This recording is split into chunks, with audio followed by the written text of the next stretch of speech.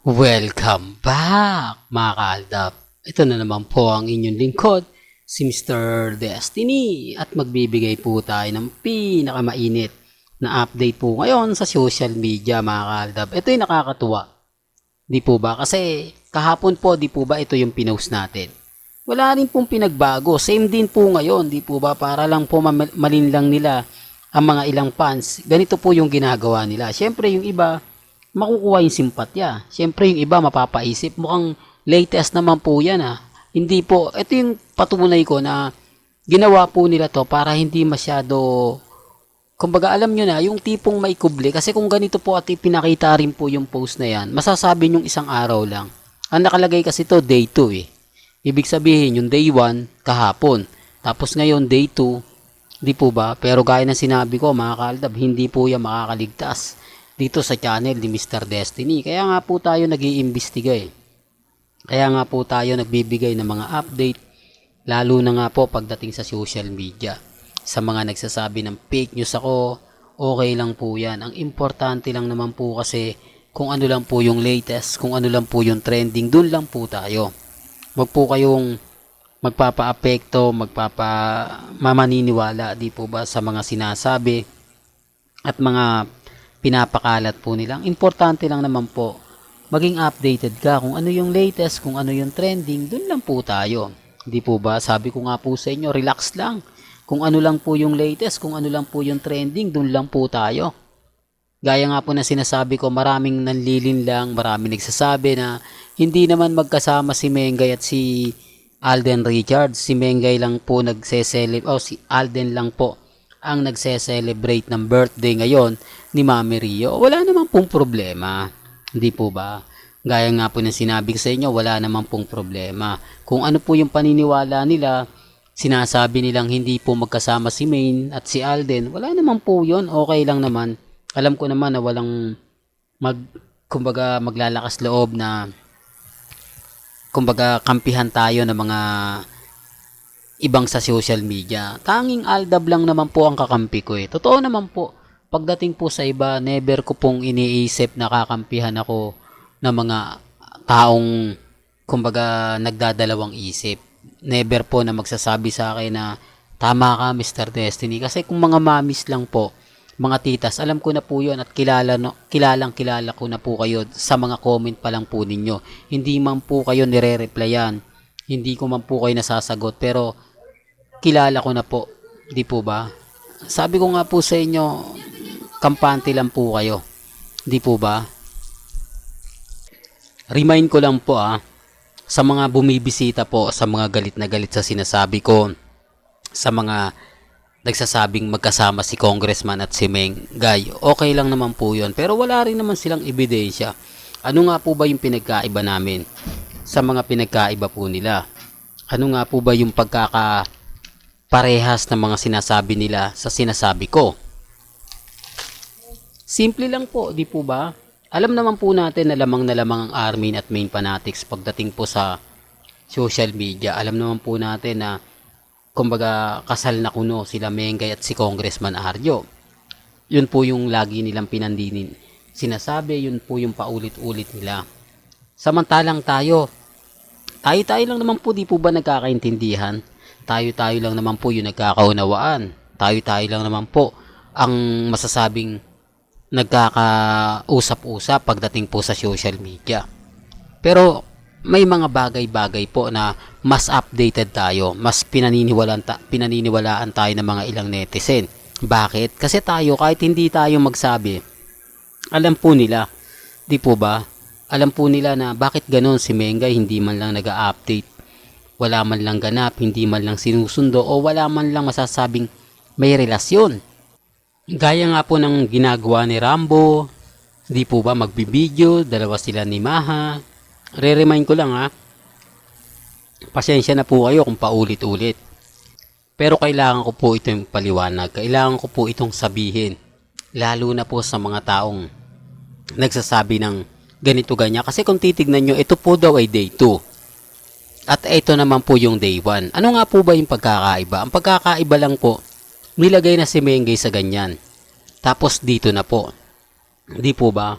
Common sense na lang po sa mga hindi pa rin naniniwala, nire-respeto ko po kayo at ginagalang. Well, punta naman po tayo dito kay Alden Richards. Trending po ito, 5 breakups and a romance, 100M. Grabe, no? Inabot po ng isang buwan at isang linggo bago umabot sa 100 milyon. Di po ba? Samantalang yung pelikula nila Catherine, wala pa po isang linggo o wala pa po ng isang buwan na ilabas na. Ganun po yung katindi. Di po ba? Pero sabi ko nga, mas marami naniniwala dito. Mas marami sumisimpatya na, tama yan Mr. Destiny kasi matagal eh. At hindi lang yon, napakaraming promotion ang ginawa nila Menga, nila Alden, nila Julia Montes. Talagang grabe yung effort na pinakita nila. Grabe yung pagmamahal na ipinaramdam din nila sa mga fans. Kaya nga po maraming sumuporta eh. Kaya nga po maraming kumbaga tao ang nagustuhan. Kaya nga po yung issue po sa Catherine, ginagawa nila to para makakuha uli ng simpatya. Di po ba? Kung mapapansin nyo correct me if I'm wrong, kung hindi August o May pinalabas yung Hello Love Goodbye part 1. Sabi kasi may part 2 kaya lagyan na natin ng part 1. Ganitong panahon din daw po ata ito ilalabas. Parang nag-uusap-usap na nga po yung management na gumawa ng Hello Love Goodbye part 2. Gaya ng sinabi ko mga kaaldab, yan hindi naman po makakaligtas sa atin. Yan, hindi naman yan basta-basta makakaporma. Lalo na po kapag si Mr. Destiny nagbabalita. Lalo na po kapag nagbibigay ng update si Mr. Destiny. Di po ba? Tama naman po yung sinasabi ko eh. Hindi lang nila gusto yung nagbabalita. Tama naman po yung mga effort na pinapakita ko. Hindi lang po talaga nila alam kung saan nga po sila at kung sino nga po ba yung paniniwalaan. Di po ba? Sabi ko nga po sa inyo dito po sa channel ni Mr. Destiny, 101% updated po tayo.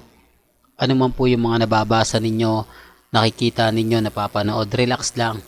Po ba? Importante lang naman kung ano yung latest, kung ano yung trending, dun lang po tayo. Huwag po kayong maniniwala basta-basta sa mga pahayag, sa mga sinasabi, sa mga paulit-ulit na komento. Relax lang. Di po ba? Sabi ko nga po sa inyo, wala naman pong sukuan. At dito po sa channel ni Mr. Destiny, kung ano lang po yung latest, kung ano lang po yung trending, dun lang po tayo. Di po ba? Kaya nga po yung sinasabi ng iba, nako Mr. Destiny, kumbaga move on ka na, tapos na yung boxing, kung ano yung sabi mo, kung ano yung ganito ganyan, tama na yan, di po ba? Relax lang po kayo. Sabi ko nga po sa inyo dito po sa channel ni Mr. Destiny, kung ano lang po yung latest, kung ano lang po yung trending, dun lang po tayo. Di po ba? Kaya nga po ako nagtataka, ang daming guilty sa channel natin, ang daming nagre-react sa channel natin, di mo alam kung bakit, no? Ang daming galit na galit, ang daming nagsasabi, nako Mr. Destiny, move on ka na, puro ka fake news, puro ka ganito, puro ka ganon. Okay lang po, wala namang pong pilitan. Sabi ko nga po sa inyo, kung ano lang po yung latest, kung ano lang po yung trending, dun lang po ako. Di po ba? Sa mga ayaw pong maniwala, sa mga nagsasabing fake news, okay lang.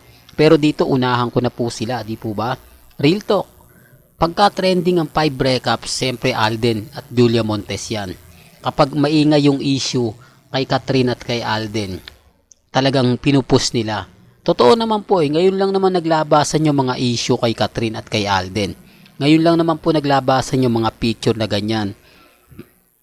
Tapos sinabayan pa ng pelikula ng Hello Love Goodbye sa GMA TV.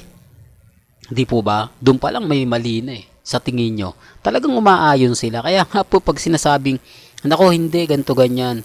Okay lang naman po. Alam ko naman po, alam nila yung sinasabi ko at pinupunto natin. Di po ba? Well, hanggang dito na lang po yung updates natin mga kaalda ba? Kaya kung gusto nyo pa po ng pinaka-latest at sariwang update, abay tumutok lang po kayo dito po sa channel ni Mr. Destiny para updated po kayo sa mga latest at sa mga bagong video po na ilalabas po natin maya-maya lang. Kaya kung bago ka lang sa channel na to at isa kang true-blooded Aldab Nation na nagmamahal kina Mengay at Tisoy, tama po ang channel na pinuntahan mo, kaya consider na po kitang bagong subscriber. At huwag mong kalimutang i-share ang mga video po natin sa mga mami, sa mga titas, at sa mga senyor. Hanggang sa muli, salamat po sa panonood at pakikinig.